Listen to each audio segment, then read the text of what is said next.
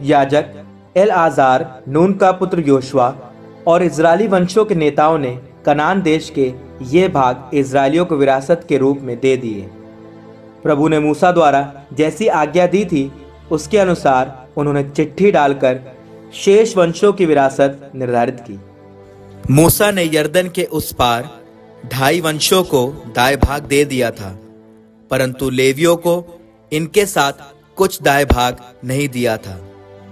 यूसुफ के वंशजों के 2 वंश थे, एक मनस्से का और एक एफ्राइम का। लेवियों को भी भूमि का कोई भाग नहीं मिला था। उन्हें केवल रहने के लिए नगर और उनके ढोरों आदि के लिए उनके आसपास के चरागाह मिले थे। प्रभु ने मूसा को जैसी आज्ञा दी थी, इजरायलियों ने देश के विभाजन के समय वैसा ही किया। उस समय यूदा के वंशज गिलगाल में योशुआ के पास आए और यफुन्ने के पुत्र कनिज्जी कालेब ने उससे कहा, आपको मालूम है कि प्रभु ने कादेश बरने में मेरे और आपके विषय में ईश्वर भक्त मूसा को क्या आज्ञा दी थी। उस समय मैं 40 वर्ष का था जब प्रभु के सेवक मूसा ने मुझे कादेश बरने से देश का भेद लेने भेजा था और मैंने उन्हें सही जानकारी दी थी। जो भाई मेरे साथ गए थे उन्होंने लोगों को हतोत्साह कर दिया था, किंतु मैं प्रभु अपने ईश्वर का सच्चा अनुयायी बना रहा।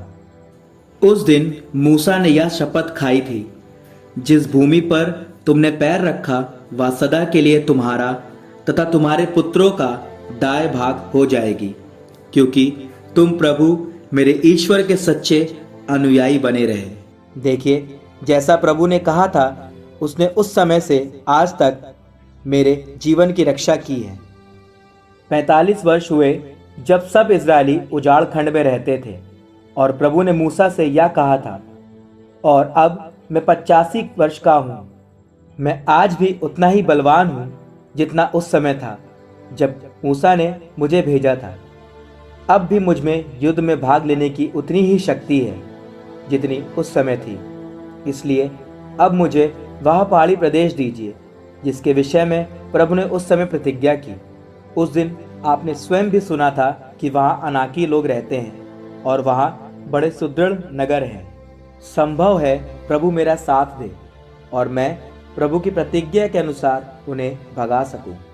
इस पर योशुआ ने उसे आशीर्वाद दिया और यफुन्ने के पुत्र कनिज्जी कालेब को हेब्रोन दाएं भाग के रूप में दे दिया।